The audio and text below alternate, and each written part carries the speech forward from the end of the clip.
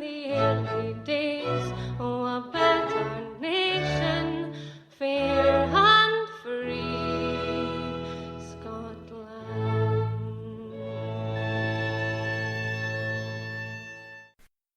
Hello and welcome to Scottish Independence Podcast episode number 100.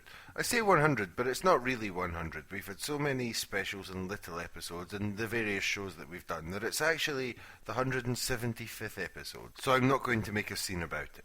The guests for this episode are Gerry and Kevin from Independence Live, who, before and after the referendum, have been filming many of the public meetings that have reinvigorated the political scene in Scotland and that certain members of certain parties would like to just see put back in the box, but they're definitely not going back into the box, and the live streaming element has allowed us to see a different side of political discourse. They've been filming at counts and soapbox speeches and many places where the mainstream media don't bother to go. It's given us all the opportunity to watch these things in real time, which makes a real difference, because very often you only get to see these kind of things filtered through a journalist, if you're lucky. But with the live streaming of these events, you can see them happen in real time. So, we'll just go to the conversation and I'll have a wee word with you at the end. Hi Gerry, hi Kevin, how's it going? Hi Michael. Hi Michael, all's well here.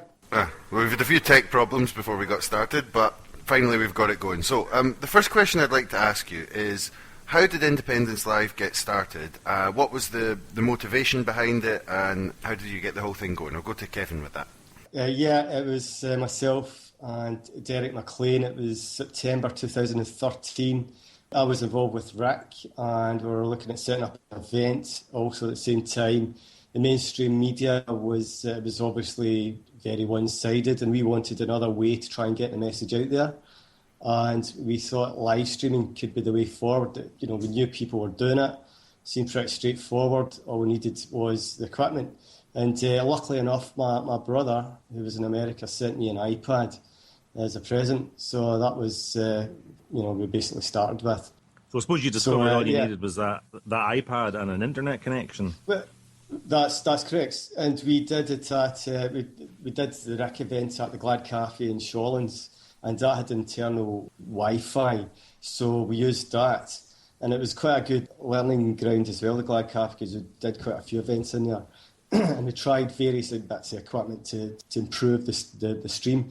And it turned out to be the hardest venue we've done. It was the first venue, the Glad Cafe, because the internet in it was really difficult.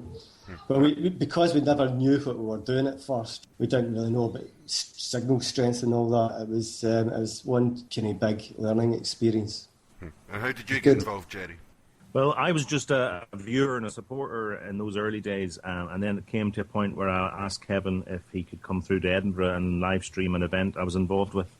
And he explained he wouldn't be able to do it, but it's very easy to do. I could just do it myself. I didn't have an iPad, so I had to borrow one off somebody, and I just did it myself, and it did turn out to be pretty easy. And I was pulled in at that point because they needed somebody in Edinburgh, and the group has grown ever since then. Really, people keep joining us, because it is very easy and it's a great way of bringing meetings to a wider audience. Yeah, and I've noticed that on your YouTube channel you're up to about 300,000 views now, and you've probably got it out on other platforms as well, so you're definitely reaching people with it. But now that the sort of main event of the referendum is over, you must be going around and covering all of the sort of town hall meetings and stuff, and how do you find it's going at the moment? What are you noticing in the way things are moving at the moment? I don't know about you, but I remember before the referendum, you would sort of look at this date, the 18th of September, like it was like a singularity, and you'd wonder what life would be like after it, like what would happen, the different scenarios, and you couldn't really imagine it. And yet, pretty soon after it, we all sort of realised, there's still stuff to be done, and our activity in October was actually more than what we did in August. So we've all just kept going. There was a consensus of a commitment just to keep going, because there seems to be just as many political meetings happening now than there was before the referendum. Absolutely. And Gerry, what do you find the feeling is at the moment? Is it optimistic or rather pessimistic after the no vote? It's definitely very focused. People are focused on the short term, on this general election, but also got an eye to the long term to see, they don't want the political parties to take back the ground that the people have occupied during the referendum campaign, and there is a sense that the parties are taking back that territory. So I suppose the challenge is for all of us to try and keep the people to the forefront and not get dragged into the party politics. Yeah, because I've noticed also you're not aligned. So have you had criticisms, SNP TV or something like that? I've had it myself, even though I'm not aligned to any party either. We have people from various political parties, SSP, SNP, Greens, involved with Independence Live, and people who know parties. And so we don't really tend to get attacked that way, to be honest. Yeah, we're still very much pro-independence. Yeah, I think it's one of the privileges of what we do, that people seem to invite us in and are quite happy because we cover the SSP, we cover Tommy Sheridan, we can cover anyone, and they treat us with respect. We've also got business for Scotland as well, so we cover the spectrum. So now that you're continuing, I believe you've got a fundraiser going on to continue covering these events around the country. Yeah, that's right. We've got a full-time coordinator, which happens to be me, and I need to earn a wage. Okay, so like everybody else, so I'm trying to crowdfund this role that I've got as coordinator till the May elections, at least. Yeah, and that's the sort of way we work. All the live streams are done on a voluntary basis, and the volunteers really provide their own equipment and often their own sort of mobile broadband plans. But to keep the whole thing moving and growing, we need Kevin's coordinating role. So we wouldn't really been able to get this far without the support of the viewers, because this is probably about the third crowdfunder you've done, Kevin, is that right? Jeez, I think probably about the fourth. I did do the initial crowdfunder way back to 2013, and that was to get equipment and various other bits and pieces. Yeah, so I only really started doing the crowdfunding to support a full-time position. Was I believe the last one, which I did in September, and that kept me going till January. Yeah, so because it's such an exciting time. Yeah, with live streaming, the real advantage with doing it live is you've no video editing to do, and it's ready immediately. So the volunteers' time is just there at the event. You're over and done with. But the real behind-the-scenes time, it's a day-to-day, full-time job, really, for Kevin, just to organise the schedule, chase speakers, manage all the volunteers. So without that one person, the group wouldn't really be as cohesive as it is. I'll ask you at the end how people can donate and how people can get involved, but I'd just like to ask you, the work that you do, how do you feel about the fact that the mainstream media don't do these things? Do you think they shouldn't be doing them anyway, or do you think it's a simple case of neglect, or they're not interested, they're too fixated on the parliaments? I don't know. How do you feel about that? I can tell you that the mainstream media, they don't have the resources to cover as many events as we can do with volunteers, right? But also they've got their own agenda. They're more about news management.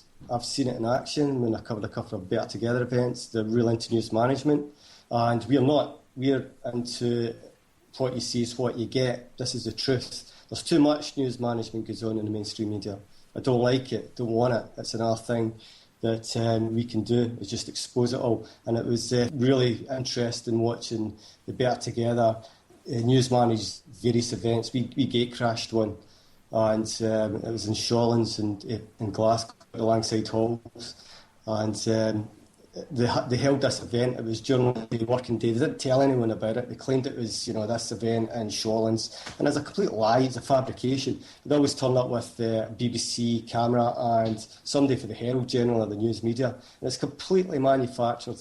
Mm-hmm. So I don't like that. I find it really, we've had this from all the political parties. No more. Don't want it. We need citizen live stream journalists in there to expose this and just to show what the truth is. That's my on the BBC news agenda seems to be still very the old way, sort of the male politician, very much driven by what the main parties are saying. I'm sure STV are showing signs of been shaken up a bit, because in terms of UK politics, the whole thing is going to get a real shake-up. with Plaid Cymru, SNP, Green sort of forming some sort of alliance that's definitely not a male presentation anyway. So there is something going on with that news agenda. Yeah, absolutely. Speaking of news agenda, did you see the recent thing with Liz Kershaw in the bit of her book where she's saying when Princess Diana died, they were basically out trying to stoke up the feeling, even if people weren't particularly interested, they were trying to make out that everyone in the streets were mourning, and she got into trouble from BBC bosses for not making it seem solemn enough. There's a great documentary about the weaknesses of the media called Outfoxed, which is about Fox News, and it's exactly the same story when Ronald Reagan died. They were going to sack the reporter because he didn't make it seem... Oh no, so it wasn't when Ronald Reagan died, it was on the commemoration of his birthday, and there was basically nothing happening, and they had to sort of create a party atmosphere to celebrate Ronald Reagan. Same kind of idea. Very insidious. News management, again, it's all about news management, right? They want to create a framework and for everybody to their world view to be that framework. So I'll quite happily smash that. We've got two main pillars to Independence Live. One is to live stream as many events as we can, and the other one is to encourage as many people to get involved and to show people what the truth is. To create, our framework, this is what things are like. So just don't go by what the BBC is, which is crap. I'm quite passionate about that. Show the truth. And Gerry, are you a big fan of the BBC? Yeah, I don't like their news, but I wouldn't be too scathing of them as an organisation in other departments, to be honest. Because I think the people that work there are mostly doing a good job. It's just that there is a management failure, and it's driving it in a very, very dangerous direction. And they don't seem to listen. It's editorial. All stems for the editorial, and who controls the editors, etc., etc. I mean, one of the biggest disappointments for me was that establishment newspaper, The Guardian, which. I thought it was, left-wing credentials, etc., etc. A lot of people who read The Guardian on a kind of daily basis, I used to do, read in horror at some of the stuff they were writing about the referendum. It was so establishment. It was lies, just propagating these lies. But again, it all flows to editorial. If it wasn't establishment, it was wildly out of touch as well. Oh, it was terrible. I mean, all you needed to do was walk about your local newsagents and have a look at the newspapers on a daily basis during the referendum, lead up to the actual date of the ref, and you'd see the newspapers and the headlines, and they were just ridiculous. And people were getting bombarded with this. This is the framework. This is how it is. We are too poor. The currency garbage, And very frustrating, as you can probably tell. I'm getting worked up just thinking about it. So, smash the framework that the mainstream media tries to give everyday people and try and show people more of a truth. They can make up their own opinions, but give them more information. There's actually, let me just tell you, we did do a Skype live stream with George Monbiot. Michael, which is quite interesting. George Monbiot wrote this really interesting article. It was in The Guardian, right? But and it was to do with how the mainstream media they stabbed Scotland in the back, basically, because of the lies that were basically pumping out. So that was interesting, listening to people like George Monbiot, who I do respect. And just to move it back a bit, so during the campaign, you two were out on the ground at meetings every night and different things. So I'd like to ask you both, what were your most memorable moments during the campaign, good and bad? I'll go to Gerry first, and then I'll go to Kevin. Right, well, mine was probably about 2 days before the referendum, and I'd got wind of this flash mob happening in Edinburgh. And if you remember Glasgow at the time, the atmosphere was electric in Glasgow. Edinburgh didn't really catch the same fire, I think it's fair to say. Well, I thought, this could be it. This could be Edinburgh catching up. But when I got there was like 3 people there. So it didn't really catch on. But what was interesting was there was 2 guys from Faroe Islands TV there. And so why this stands out for me is that they were standing there holding up a copy of the Daily Record, because I think that was the day the vow came out. And, as foreign media, the foreign media that arrived in Scotland in that week, we're seeing it for